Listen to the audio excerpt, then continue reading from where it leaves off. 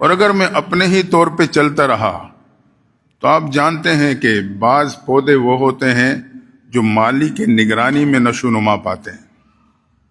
مالی اس کی کانٹ چھانٹ بھی کرتا ہے اسے خوبصورت بنانے کے لیے، اور وہ اتنے خوبصورت بن جاتے ہیں کہ ہر کوئی اس کے قریب آنے کو اس کا جی چاہتا ہے، گھر میں اور گملے میں سجانے کو دل چاہتا ہے. لیکن بعض پودے وہ ہوتے ہیں جو مالی کے بغیر خود بخود اگ جاتے ہیں، جس کو خود رو پودے کہا جاتا ہے.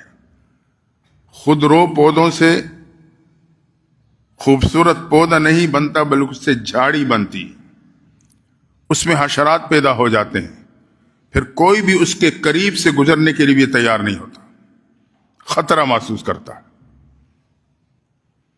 اگر ہم اور آپ اپنے طور پہ چلتے رہے تو خطرہ ہے کہ ہم کہیں جھاڑی کے مانند نہ بن جائیں. اور اگر اپنی مالی کی نگرانی میں ہم نشو نما پائیں گے، ایسے خوبصورت پھول، خوبصورت اخلاق میرے جسم سے پھوٹیں گے کہ ہر ایک میرے سے محبت کرنے لگے گا. تو آئیں غفلت کی زندگی سے نکلیں.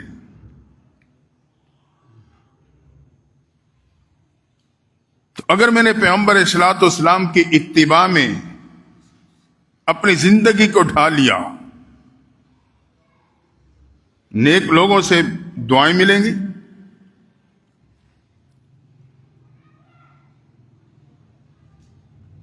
برے لوگوں کی دلوں میں اللہ رعب بٹھا دے گا، رزق میں برکتیں پیدا ہو جائیں گی، اور پورے دین کو اپنانا میرے اور آپ کے لیے آسان ہو جائے گا.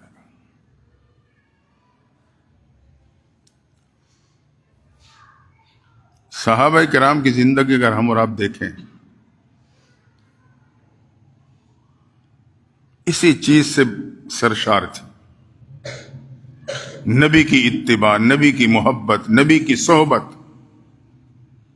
صحبت اتنی عظیم دولت ہے. صحابہ نہ نماز کی وجہ سے صحابی بنے، نہ تلاوت کی وجہ سے صحابی بنے، نہ حج و عمرے کی وجہ سے صحابی بنے، نہ روزوں کی وجہ سے صحابی بنے. صحابی صحبت سے ہے، نبی کی صحبت پائی اور صحابیت کے مقام پہ پہنچ گئے. آج نبی کی ذات کی صحبت تو نہیں ہے، لیکن ان کے طریقے تو میرے اور آپ کی زندگی کے درمیان میں ہے نا.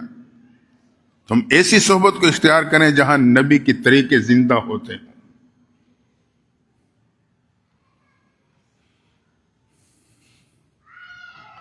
صحابہ کرام نے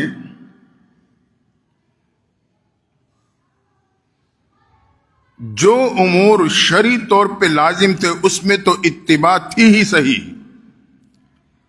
جو شرعی طور پہ لازم نہیں تھے اس میں بھی صحابہ نے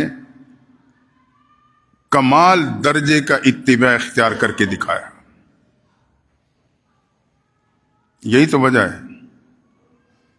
محبوب پیغمبر صحابہ کے جھرمٹ میں تشریف فرما ہے. مدینہ سے باہر ایک اجنبی آپ کی زیارت و ملاقات کے لیے آئے تو آپ پہچان نہ پایا وہ محبوب پیغمبر کون ہے. آپ صحابہ کے جھرمٹ میں تھے تو کہنے لگا، من منکم محمد صلی اللہ علیہ وسلم، تمہارے میں محمد صلی اللہ علیہ وسلم کون ہے؟ صحابی کی ظاہری مشابہت اتنی کامل تھی، آنے والے اجنبی کو پوچھنا پڑتا تھا من منکم محمد صلی اللہ علیہ وسلم.